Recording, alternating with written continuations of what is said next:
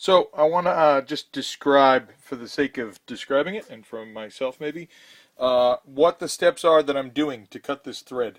And I'm sure there are hundreds of, well, I've seen at least 5 videos on the web that describe it. I'm sure there's like 100. So this is nothing new, but I'm describing it out loud because the more I describe it, the better I understand it. This dial here was a little bit confusing when I first saw it, and there were videos where other people were confused by it as well. When you move by hand, that number changes, and when it's turned on and moving under its motion like that, it changes as well. That's when the whole carriage is moving. If you disengage this, actually, if you engage this, that number doesn't move, right? So that seems a little bit confusing at first, but ignore that. So what I've done here is I've got this bit, and it's going to cut in here. And I've been incrementing by 0.03 of an inch each time through that I cut. So what it will do is it will come through, it'll cut, and then I disengage this so that it stops moving this way. So I pull this off the lead screw to stop it. I then dial this back, so pull this out so that so it doesn't cut. I by hand move it back over, but I remember where it was. Then I move it into where it was again, and then another 3. And there's backlash on these gears, so you got to go on these wheels, so you got to go back a little bit and then forward to make up for it. So then I get it just lined up right, and then I start doing it again. Once I run it, I have to wait until this number comes around to. And I've been using number 3 for my gearing for the 20 for the. So I had to put these wheels on for 40 threads per inch, but it said that for 40 threads per inch, it doesn't matter what number you use, 1 through 8. So I'm consistently just using 3 each time anyways. So I wait till 3 comes around, then I engage, then it goes, and then I disengage when it gets to the end. So here's a video that's trying to show some of that. Alright, let's see if I get everything right. Okay, that's up. Forward. 30 is the next cut that I'm going to make. I had already advanced it and got everything right. So I will... Right now it's disengaged. So I'll start up. You can see as it's spinning, you can see the numbers spinning. So I'm going to engage it when it gets to 3. Good.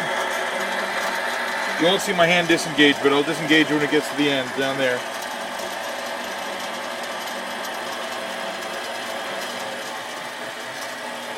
Okay, good. Now I'm going to take it from 30. I'll go back a full turn and a half. So remember, so that's away now. So then I can move it back over here without touching the threads. And then I'll go back to where I was. So that's a whole turn past that, right? 30. And then 3 more thousandths of an inch. 31, 32, 33. Alright, that's good enough.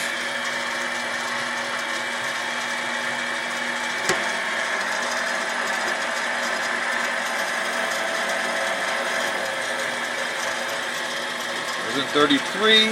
Oh, was that 33 or did I not do 33? I did 27, so I didn't cut anything that time. Alright, pulling it back.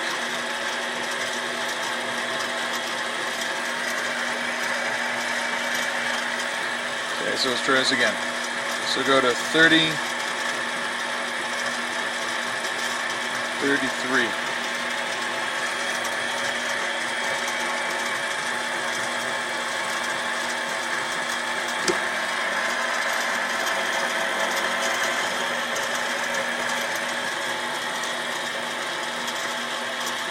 Back.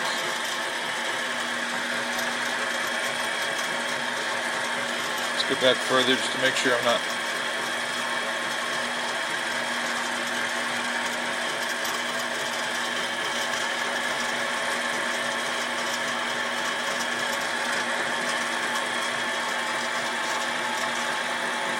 Four, 35, 36. 36 will be the next cut, but before I do that, let me make sure that it's not good enough.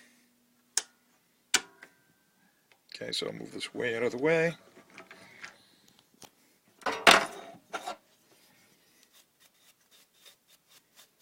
brush that off. How good that's coming out. I got goggles on. I'll take these off just while I'm using it. Unplug that. Where did I put this? To here. Let's try this.